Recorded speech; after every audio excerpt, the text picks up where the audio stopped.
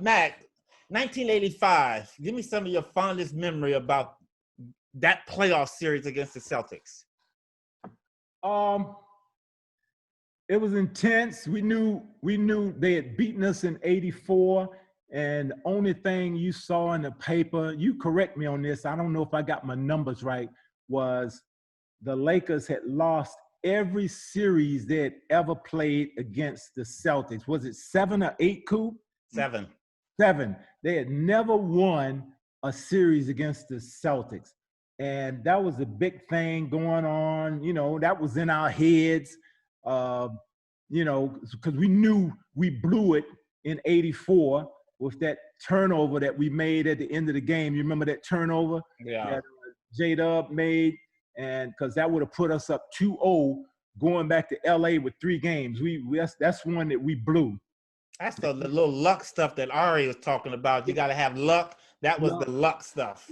And we started getting injuries after that game too. We weren't fully healthy in '84. So it was just the thing laying over our heads about being 0-7 in championship series. You know, I mean, you think about that. I know the young guys today don't think about history, but you know, we remember the games with Jerry West and Wilt Chamberlain against Bill Russell, Sam Jones, and all those guys. They couldn't get over the hump. And you know, it was when we lost in '84, it was like almost the same with us. You know, it was the most depressing feeling when we lost in '84, especially to them. And when we finally got it, man, let me tell you, that was a big monkey off of our back when we got that win in '85. You know, for me, Mac, going into that '85 series, especially when we got to the championship, and I'm from Los Angeles, seen all those games, the shot where Don Nelson shot the ball, went straight up in the air and come straight down, you know, that kind of stuff. Yeah. My personal being and thoughts about it, I had vengeance because it was about winning for our old Lakers. Like you said, Gail Goodrich, Jerry West, Happy Hairston, those type of players that played. So going into that series for me was about the season before, '84, but I just, in my heart, I knew we were going to beat them. I knew it was going to be tough, but I just said, okay, it's going to be tough, but we were going to win. We were going to win that series. And the thing I wanted to do was to win a game at Boston Garden. And that's what that game we won there. That was big to me because Boston, one of the thing, my whole NBA career, that's probably one of the best arenas to ever play in with playoff atmosphere, with playoff history, with nostalgia. You know, Cousy, Havlicek, all them guys played in there. And that was the one thing that I really, really wanted to do. Your thoughts? Hey, you're right. That was, you know, the Boston Garden was definitely one of the hardest places to win in. Whoever won there? I mean, look at the banners up there. What they got? 10, 11 championships? 16. Oh, that's unbelievable. That's unbelievable.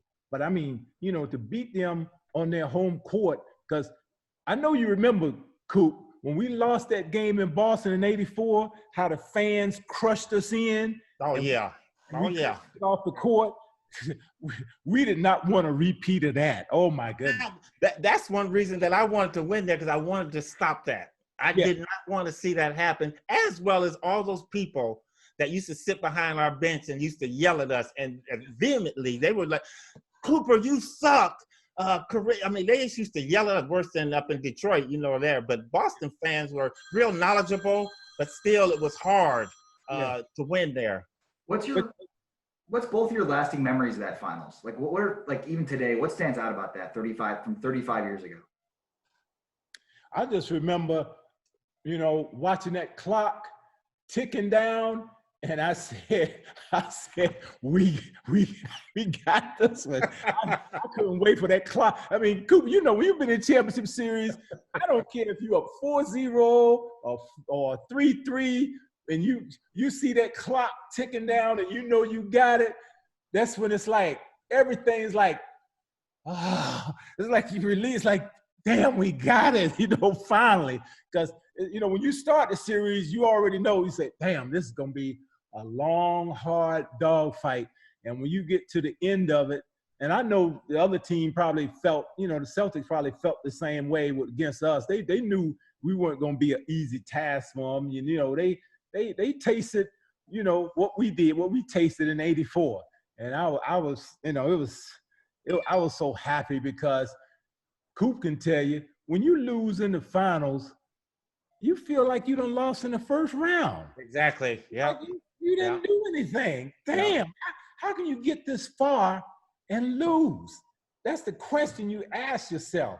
And all this stuff is playing in your mind all summer long. And you said, okay, let's start this stuff over again. 85. We know Boston's. We getting ready for them. I mean, later for Portland, later for San Antonio. I know San Antonio was talking about the A-Train and George Gervin. Get out of here. We knew he was going to bust their ass because we had bigger fish to fry. You know that, Coop. We had bigger fish to fry. That big fish was the Boston Celtics. And for me, it was, the one thing that bothered me about watching all the Celtic, Laker, and Celtic championship is Red Auerbach firing that cigar up. Yeah. I did not want to happen. And Cedric Maxwell and all those guys in there with a cigar in their hand, I didn't want to see that. And that was the one thing that was flashing through my mind. You know what? Won't have to smell any cigar smoke.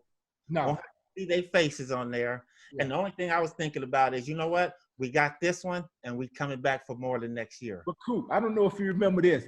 You remember how they tried to distract us with little Mickey Mouse stuff? Now, me and Coop, all our careers, we've been wearing socks all up by our knee like soccer players, and we get there, and they done got the NBA to get on us talking about we got to be uniform and wear these little Mickey Bob socks like cheerleaders wear.